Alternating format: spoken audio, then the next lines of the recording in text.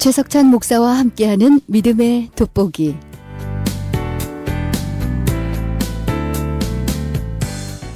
역사 속의 인물이나 책 속의 인물을 통해서 신앙적 교훈을 얻어가고 있는 시간이에요. 이 시간 푸른숲 교회 그리고 푸른숲 아카데미의 원장이신 최석찬 목사님과 함께하도록 하겠습니다. 목사님 안녕하세요. 네, 반갑습니다. 어서 오세요, 목사님. 네, 반갑습니다. 멋진 네. 날입니다. 네. 아, 멋진 날입니다. 그 한마디에 굉장히 12월이 뭔가 성탄의 계절 맞게 멋지게 펼쳐질 것 같은 기대감이 그런- 가득한. 네. 기대하십시오. 자, 오늘은 어떤 주제로 우리가 출발해 볼까요? 삶을 사랑하는가? 그렇다면 시간을 낭비하지 마라. 삶이란 바로 시간으로 이루어져 있기 때문이다. 라는 유명한 말을 남기신 분이죠. 벤자민 플랭클린을 통해서 하나님 앞에서 자기 훈련, 자기 개발에 대해서 함께 나눠보는 시간 갖겠습니다. 각 나라마다 지폐 속엔 인물이 들어있죠. 우리나라 그 1,000원 지폐는 누가 있죠? 뭐 태계 이항 선생이 들어있지 않나요? 네. 10,000원 지폐 속에는 세종대왕이 있고 50,000원 지폐 속에는 누가 있죠? 신사임당이요. 네, 맞습니다. 돈에 관심이 많아서. 이렇게 한국 경제교육 마치고 이번엔 미국 경제로 한번 넘어가 보도록 하겠습니다. 1달러짜리 지폐엔 미국의 초대 대통령 조지 워싱턴이 있죠. 네. 매우 상징적입니다. 2달러짜리 지폐에는 누가 있는지 아마 아실 겁니다. 2달러가 미국에는 희귀하다고 해서 행운의 지폐다까지 이야기하는데 그 지폐의 주인공이 바로 3대 대통령 토마스 제퍼슨 대통령인데요. 워싱턴을 가보신 분들은 아실 겁니다. 미국의 조폐공사 바로 옆에 제퍼슨의 동상이 있는데 상당히 크게 만들어져 있어요. 이분은 미국의 르네상스적 인물로 평가되는데 미국 대통령 중에서 가장 폭넓은 교양과 학식을 가지고 있다고 이야기하고요. 미국의 민주주의를 완성하신 분이라고 하면 될 것 같습니다. 아, 그렇군요. 네. 네. 5달러짜리 지폐에는 노예 해방의 대통령 아브라함 링컨 대통령. 네. 네. 네. 링컨의 기념관의 편말에 이렇게 써 있어요. In the temple. 그러니까 템플 안에 신전 안에 링컨이 앉아 있는 겁니다.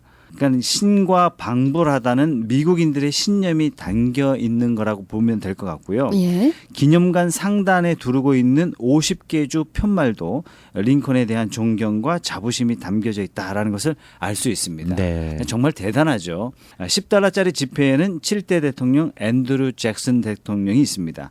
이분은 과거 미국의 중부와 서부에 자리하고 있었던 인디언들을 몰아내고 미국의 영토를 대대적으로 넓힌 분으로 알고 있습니다. 네. 50달러짜리 지폐에는 18대 대통령 율리시즈 그랜트 대통령이 있는데요.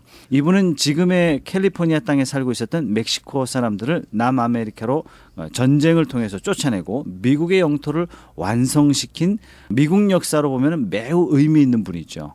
자, 그러면 퀴즈 드리겠습니다. 100달러짜리 지폐는 누가 있을까요? 미국에 안 살아봐서 또 이게 잘 모르겠는데 가장 고액권이잖아요. 네. 그럼 미국에서 뭐 가장 존경하는 분이 그 안에 들어가 있지 않을까요? 또 지금까지 이제 대통령들이 쭉 열거된 걸 보니까 또 다른 대통령이 아닐까 생각됩니다. 네, 두 분의 추측이 매우 날카롭습니다. 100달러짜리 지폐에 들어있는 인물은 다름 아닌 오늘 우리가 살펴보고자 하는 벤자민 플랭클린입니다. 아, 네. 그러니까 모두가 대통령인데 벤자민만 아니죠. 네. 그러니까 미국 역사의 벤자민 플랭클린은 대통령처럼 추앙받는 위인 중에 위인이라는 뜻입니다. 그러네요. 모든 지폐에 대통령이 있는데 이 100달러 가장 고액권에는 그러니까. 아니다.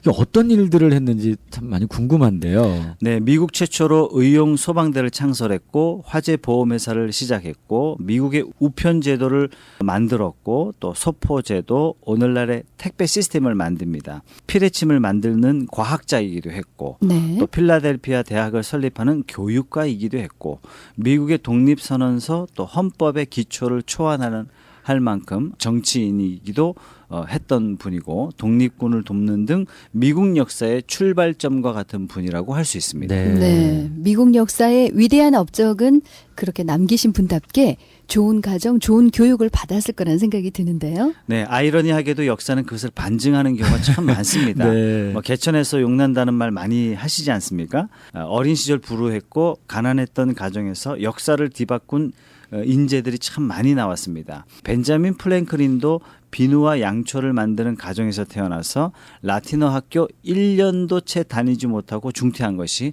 그의 최고 학력이었습니다. 와, 이렇게 훌륭한 분이 그 공부를 그렇게 하지 못했다. 그럼 어떻게 배우고 또 어떻게 자라났는지 참 궁금한데요. 네, 책 읽기를 매우 좋아했다 그래요. 아, 네. 자서전에 보면 이런 말이 있습니다. 적은 돈이라도 내 손에 들어오면 책을 샀다. 그중에서도 철로 역정을 아주 재미있게 읽었다. 그래서 내가 처음으로 수집한 책들은 존 버년의 작품들이었고 낙권으로 한 권 한 권 사 모으기 시작했다. 그러니까 나중에는 그 책들을 팔아서 버튼의 역사 전집을 구매해서 읽었고 또 아버지 서재에 있는 신학 논쟁에 관한 책들을 몽땅 읽었다 그래요. 네. 자신의 어린 시절을 되돌아보면서 가장 안타까운 것은 늘 지식에 목말라 있었는데 더 좋은 책, 더 많은 책을 읽지 못한 것이 유감이다. 이렇게 표현한 걸 보면 정말 놀랍습니다. 네. 그만큼 책을 좋아한 사람이었는데 어린 시절 영향을 주었던 책들이 있다면 또 어떤 게 있을까요? 네, 플루타크 영웅전 여러 번 읽었다고 이야기하고요. 디포의 기업론, 그다음에 매더 박사의 선행론 이런 책들은 벤자민 평생의 사고방식에 있어서 지대한 영향을 미칩니다. 네. 그리고 역사의 중대한 사건들을 해결하는 데 있어서 아주 소중한 밑거름이 되죠. 이런 책들, 기업론, 뭐 선행론 이런 책들을 읽었던 벤자민 프랭클린의 나이는 이때 몇 살쯤이나 됐을까요? 놀랍게도요. 11살, 12살 때라고. 오, 그 나이에요. 네. 근데 이렇게 가만히 보면 뭐 옛날에도 그렇고 지금도 그렇고 이 지도자들 훌륭한 지도자들은 보면 꼭 손에서 책을 놓지 맞아요. 않았다라는 그런 네. 생각을 해요. 네, 과거나 오늘이나 공통적인 게 참 많지요. 과거엔 책이 없어서 못 읽었고 오늘날에는 책이 너무 많아서 못 읽고 뭐 이러나 저러나 지도자는 환경에 관계없이 책을 많이 읽었다는 것은 변함없는 사실인 것 같습니다. 네. 우리 목사님이 또 독서 부분에 대한 전문가이기도 하시잖아요. 크리스찬이 책을 읽어야 하는 이유를 간단하게 이 자리를 빌어 또 말씀 주신다면요. 네, 우리가 책을 읽는 이유는 지식을 얻기 위함이다. 이렇게 많이들 이야기하는데요. 엄밀히 따지면 우리는 책을 읽어서 생각을 바꾸고 생각을 넓혀가는 것이 더 올바른 개념이다. 이렇게 저는 봅니다. 네. 그럼 무엇에 대한 생각이냐 하면 첫째, 우리는 책을 통해서 하나님에 대한 생각을 고치고 넓혀갑니다. 둘째, 우리는 책을 통해서 세상에 대한 지식을 받아들이고 세상을 이해하는 데 사용합니다. 셋째, 우리는 책을 통해서 나를 발견하고 나를 발전시키는 데 사용하게 되죠. 네, 목사님 첫째, 둘째, 셋째 그러니까 학교에서 이렇게 강의 듣는 듯한 아주 딱 정리를 정말 잘해 주셨는데 그러니까 뭐 나를 발전시킨다 이 말은 오늘날 뭐 자기 개발 이런 것들을 의미하잖아요. 예, 나를 발견한다 하는 것은 하나님 안에서 나를 발견한다라는 그런 말이고요. 네. 뭐 지난주에 말씀드린 것처럼 하나님의 부르심, 즉 소명을 깨닫고 사명을 이룰 사람으로서 자신을 준비한다는 그런 말이 되겠죠. 또 사명을 이룰 자로서 자신을 준비시킨다 하는 그런 의미로 발전인 겁니다. 이렇게 본다면 하나님의 사람으로서 주어진 사명을 이루는데 책은 매우 유용한 도구다 이렇게 말씀드릴 수 있죠. 네. 그렇군요. 또 프랭클린 하면 딱 떠오르는 게 있어요. 다이어리인데요. 그렇죠. 요즘 또 하나씩 장만하는 시즌이기도 하죠. 네, 프랭클린은 신대륙 최고의 위대한 경제학자고 철학자고 문필가고 그렇게 평가받으면서도 사회개혁가로 현실 정치에 참여한 실행가요 또 과학자 저술가로 다양하게 전문성을 인정받으면서 살았던 사람인데요. 그 원인은 다름 아닌 성품 개발에 있었던 것입니다. 네. 젊은 시절 벤자민은 나는 도덕적으로 완벽해지고자 하는 무모하고도 어려운 계획을 마음에 품고 있었다. 이렇게 이야기하는데요. 네. 한치의 잘못도 없는 완전한 삶을 살고 싶다. 이렇게 마음 먹습니다. 네. 뭐 마음 먹는다고 뭐 다 되겠습니까? 안 됩니다. 네. 작심삼일이라는 또 예. 말이 있잖아요. 예, 벤자민도 마찬가지였던 것 같아요. 마음속에 신념만으로 할 수 없다는 것을 알았기 때문에 좋은 습관을 익히기 위해서 시스템을 만듭니다. 그러니까 절제, 침묵, 질서, 결단, 검약, 근면, 진실함, 정의, 온건함, 청결함, 침착함, 겸손함. 모두 13가지인데요. 이 13가지를 수첩에 세로로 기록하고 가로에는 월화수목금토일 이렇게 기록해 둡니다. 그래서 절제를 지키지 못했거나 그러면은 해당 일자에 별표를 그려두죠. 네. 이런 식으로 표시를 해두면서 매주 한 가지씩 부단하게 훈련합니다. 그러니까 나중에는 자기 수첩이 점점 깨끗해지는 거예요. 그러니까 13가지 인격적 요소를 자연스러운 습관으로 하나씩 정복해 나갔던 겁니다. 네. 목사님 저는 13가지 그렇게 얘기하니까 사실은 좀 막 숨이 막히려고 하는 듯한 느낌도 받는데 정말 쉽지 않은데 특별히 이 벤자민 프랭클린이 이렇게 좀 특별히 어렵게 여겼던 그런 부분들도 있었나요? 예, 질서에 관한 규율이 가장 어려웠다 이렇게 네. 이야기합니다.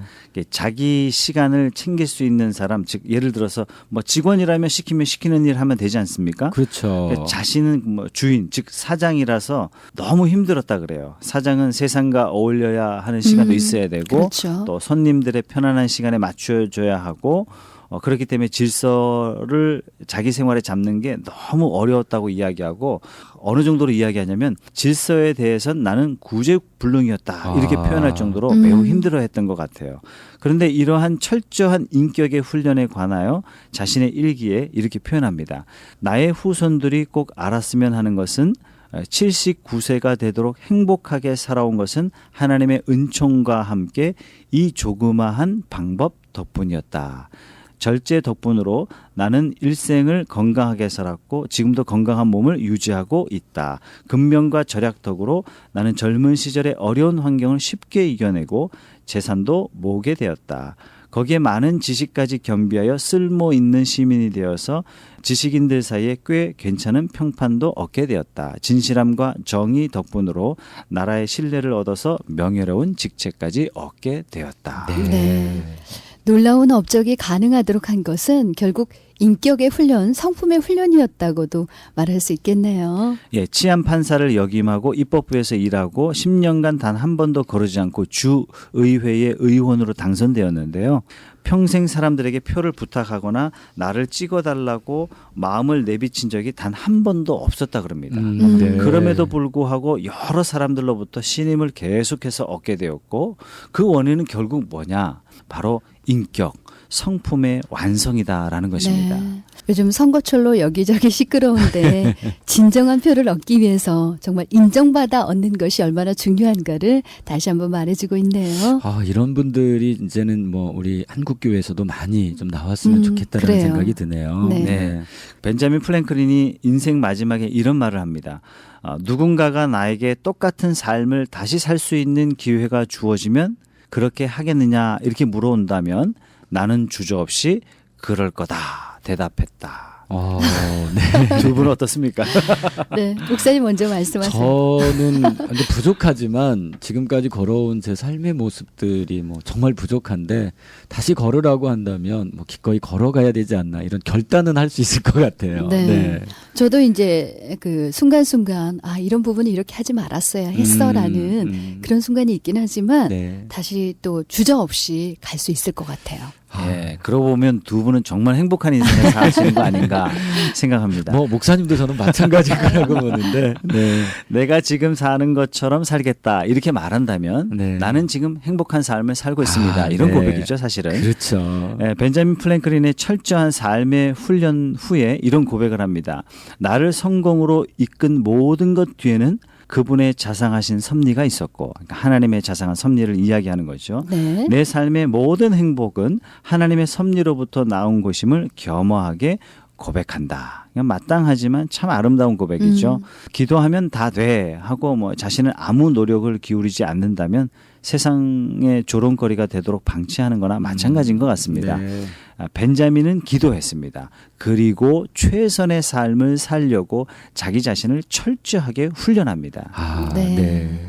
진정한 그 크리스찬의 삶을 살았다고 볼 수 있는데 오늘 벤자민을 통해서 배운 교훈을 좀 마지막으로 정리해 주시겠습니까? 네, 미국 역사상 가장 위대한 지도자가 될 수 있었던 것은 어려서부터 독서를 즐겨 했던 것, 그리고 인격 성숙을 위해서 그저 추상적으로 좋았으면 하는데라고 얘기한 것이 아니라 구체적인 시스템으로 자신을 훈련했던 결과라고 할 수 있습니다. 어떤 책들을 한번 읽어볼 것인가, 또 어떻게 성숙한 내가 되도록 훈련할 것인가 한번 계획해 보시고 새해를 맞이하면 어떨까 합니다. 네. 이제 한 해의 마지막 달 12월을 맞이하고 이제 보내야 되는데 그 즈음에 이렇게 던져준 질문이 저희에게 무척이나 유용할 것 같습니다. 네. 2013년도를 이제 저희들이 한 달도 남겨두지 않았는데 네. 이제 마지막 이 한 달을 잘 정리하고 또 아까 우리 목사님 말씀하셨던 것처럼 내년에는 좀 좋은 책들을 좀 많이 읽으면서 특히 또 성경도 좀 많이 읽으면서 좀 삶의 그 폭을 좀 많이 넓혀갔으면 하는 그런 생각이 드네요. 네. 자, 여러분 잘 들으셨나요? 자, 최석찬 목사와 함께하는 믿음의 돋보기 오늘 삶에 대해서 다시 한번 깊이 묵상해보고 이달을 어떻게 보내야 하는지에 대해서 생각해보는 아주 유익한 시간이었습니다. 목사님 고생 많으셨어요. 고맙습니다. 네, 감사합니다. 감사합니다.